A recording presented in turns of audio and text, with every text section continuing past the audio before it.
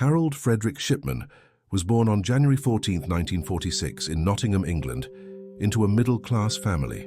His father, Frederick, worked for British Railways and his mother, Eva, was a homemaker.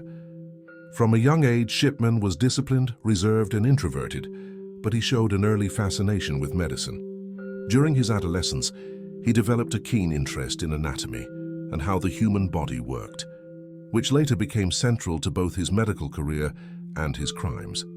In 1964, Shipman enrolled at the University of Leeds to study medicine, excelling academically and standing out for his meticulous and serious nature.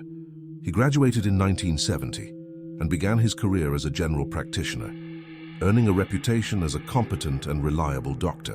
In 1974, he married Primrose May Oxtoby, and the couple had a daughter, Melanie.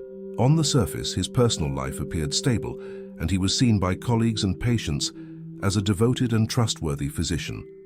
However, behind this respectable facade, Shipman harbored a dark side. He displayed controlling and manipulative behavior and a disturbing fascination with death, particularly the sudden deaths of his patients. In 1975, he moved to Hyde, Greater Manchester, where he worked as a general practitioner serving a largely elderly community. It was during this time that his killings began.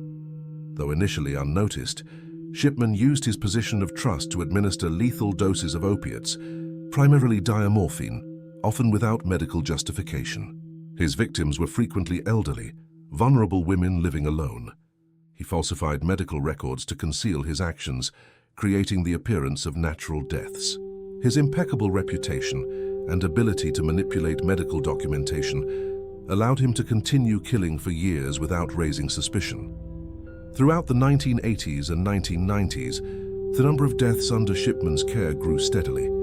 Although some colleagues noticed unusual patterns, such as the high mortality rate among his patients, no one was able to gather concrete evidence. His charm, trustworthy appearance and social standing shielded him from scrutiny. The case began to unravel in 1998, when the death of one of his patient's daughters prompted family members to question the treatments he had administered. Police and healthcare investigations eventually revealed that Shipman had murdered at least 15 people between 1975 and 1998. He was arrested and charged with multiple counts of murder.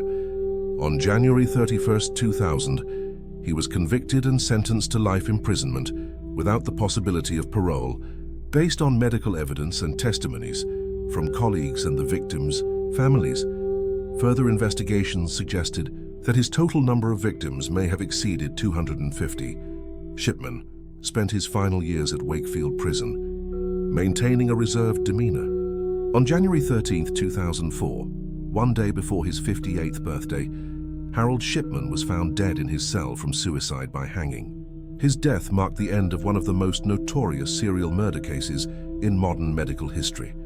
Harold Shipman's story left a profound impact on the United Kingdom and the world, leading to major reforms in medical oversight, stricter regulation of controlled substances, and closer monitoring of patient deaths. Today, he is remembered not only as a physician, but also as one of history's most prolific serial killers, whose outward normalcy masked a life of manipulation, cruelty, and silent destruction.